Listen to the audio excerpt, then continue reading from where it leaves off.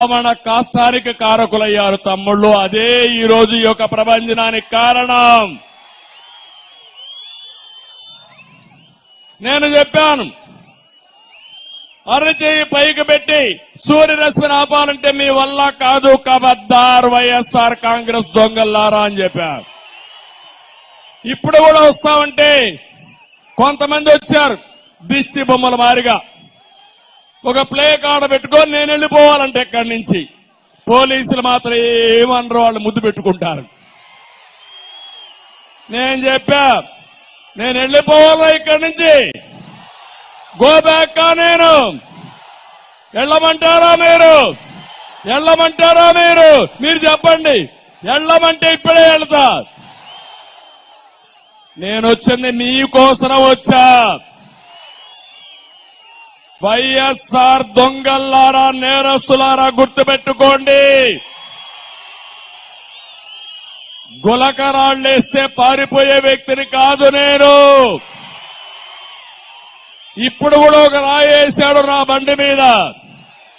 నందిగామలో రాళ్లేస్తే కేసిస్తే పూలల్లో రాళ్లు వచ్చాయని చెప్పారు. ఇప్పుడు కూడా రాయి వచ్చింది కాబట్టి పోలీసులు రేపు అంటారు పూలల్లో వచ్చాయి సార్ రాళ్లు అంటే. రాళ్లు కూడా నా మీద పూల వర్షం కురిపిస్తున్నారు తమ్ముళ్ళు.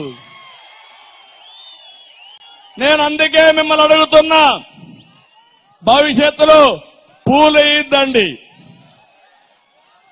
మీ అభిమానం చూపేయండి, రోడ్డు మీదకి రండి.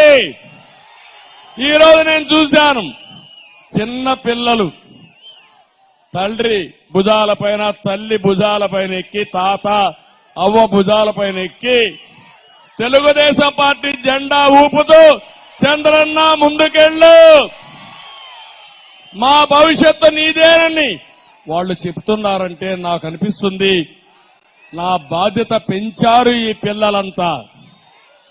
ఎక్కడ చూసినా ఒకరే యువత ఆకాశానికి ఎగరతా ఉంది ఆవేశం. బ్రహ్మాండంగా స్పందిస్తున్నారు యువత. దానికి కారణం తమ్ముళ్ళు, మీకు ఉద్యోగాలు వచ్చాయా? జాబ్ క్యాలెండర్ వచ్చిందా? ఎవరికైనా ఒక ఉద్యోగం వచ్చిందా?